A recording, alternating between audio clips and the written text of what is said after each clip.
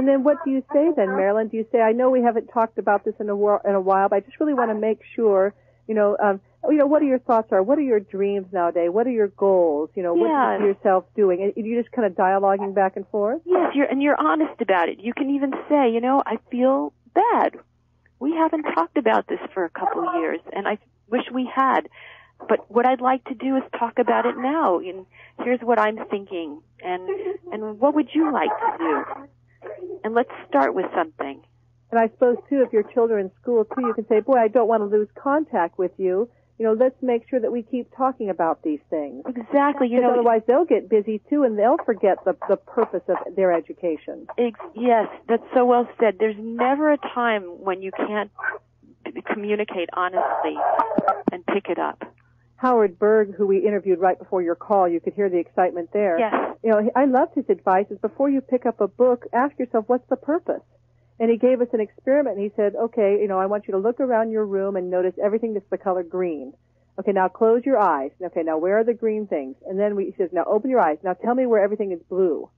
And of course we couldn't remember the blue because he told us to notice things that were green. Exactly. So I guess you're right. Kind of keep checking in with our kids. How is it going? What is your purpose? And that way they know what their goal is in being in school or with this studies or with this internship. They can set their intention beforehand about what kind of experience it is that they want to have. And share with them purpose, provide them with models of other people who are living their purpose. There's some wonderful biographies on Biography Channel that have just been so inspiring, that are purpose-filled. And when a child sees an individual who is living their purpose, then they are inspired to live their purpose as well. That's true, to know that they can. That they can, and that there's an opportunity for them. I always children learn quickly, too, that there are some people out there who are dream killers. I remember watching the movie Rudy, and Rudy was the boy who wanted to go to Notre Dame. Yeah. And he had kind of given up on his dream, and he was feeling frustrated, and then his best friend gave him the Notre Dame jacket. Yeah. I remember we stopped the movie at that point, and I said, oh, my gosh, kids, this is so powerful. This is the kind of friends you want to have, and this is the kind of friend you want to be. Someone who's totally supporting you in your dream on those times when you're feeling down. Because sometimes people feel that they need to tell you why it's not going to work out because they think they're helping you, because they don't want you to be disappointed, because they've been disappointed. So we don't want to be a dream killer ourselves, and then explain to our children to avoid the dream killers. Yes, and just to remember that to hold on to that inner knowing. And then to create a support group for yourself. I mean, how powerful is that? Because sometimes there are down moments and you need help in other areas. Absolutely. A support team of like-minded people is one of the greatest assets that anyone can have. And you can have a support team of all ages. And that's the wonderful thing about homeschooling is a support team. You can ask people to be on your team. And those people can be any age. And that's what we love to say at Laurel Springs is you're creating your own team. And you invite people onto your team of all ages so that you don't have age segregation.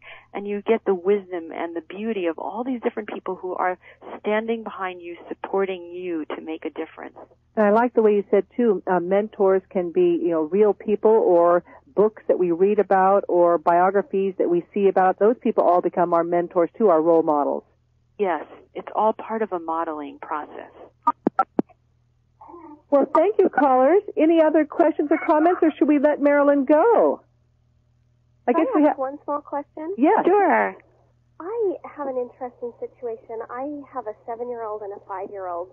I actually have 3 daughters, a baby, and then a 7 and a 5-year-old. Oh, wow. All of whom I've been homeschooling for, since they were born, basically. But actively homeschooling for the last few years.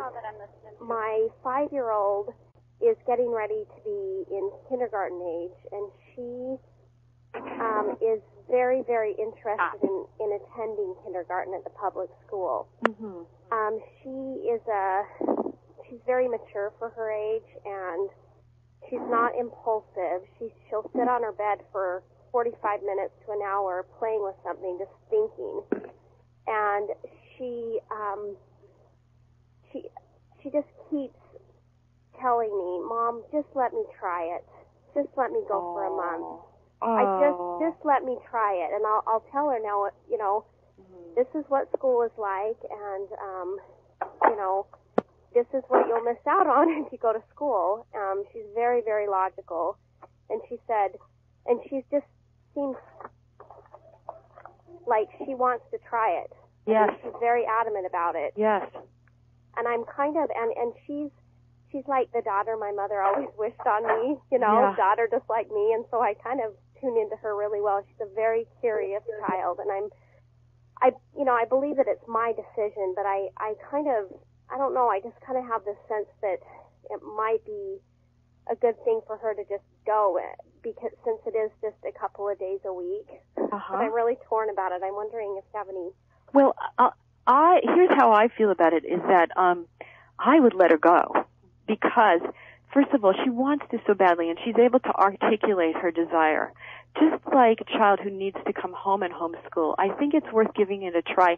And, you know, in a lot of ways, it's better to get it out of the way when they're young, because kindergarten is a fairly safe, innocuous environment. Better to do it now than to do it in junior high. Most children will get inundated and burned out and will want to come home. And it becomes, if you don't let her do it, then it can become like a must-have. It's something she'll always wish she tried. I would do it. I would give her a very small period of time, like a month, like you said, and say, let's try it, and then let's discuss it after that month is up. But I was thinking, I know her well enough to know that if I hold her back now, she's going to push me until it's a time when I really don't want her to go. And, you know, I have to say, I've let my children go to school whenever they wanted to, and they all came home. Every one of them chose to come home and homeschool, and none of them were pulled away or enticed by the world and didn't come back. I mean, it's just pretty rigorous out. It's a very, very, you know, challenging environment, school, in terms of developing yourself as an individual. I think that, you know, a little time in school is okay, especially if you can talk with her about it. And it sounds like you're so connected to her, you'll know if she's not doing well. And the most important thing is that she do well. Yeah, and she's, you know, she'll be fine, but I wanted your opinion because I've been torn about it, but I just recently decided, you know, I think I'm going to let her do it because I want her to feel like she has power and that she has choice. Yeah, and just make it a short period of time and then review it so that you have some quick outs if it isn't working. Thank you so much. Oh, you're welcome. Feel free to call me and tell me how it goes. I will. Your presentation was beautiful. Thank you. Inspiring. Thank you. Well, callers, thank you very much. And I want to thank you, Rebecca. I just think you're doing an amazing, amazing thing for homeschoolers, and I'm really honored to know you. Well, thank you very much, and I feel really lucky too that I didn't know my past when I was a child, but I guess it's never too late. That's right. It's never too late. Well, so ends our 30-second interview of Homeschool.com's 2005 Homeschooling How-To Teleconference. Marilyn Mosley, thank you very much for being with us this hour. Listeners, we're going to process all of the recording orders next week, so go ahead and place your orders this weekend, and we will try to get them out to you as soon as possible. As we said, feel free to have your support groups purchase them or share them with families, pass them around. We just really want to get this excellent information out to as many hounds as we can.